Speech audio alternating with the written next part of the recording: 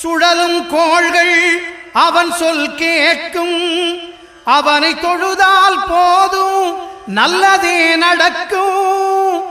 ஆனை முகனை தொழுதால் நவக்கிரகங்களும் மகிழும்.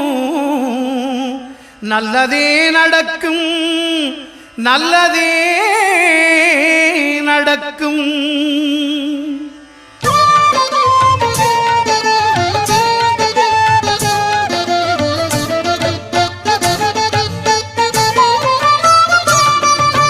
ஒன்பது கோளும் ஒன்றாய் காண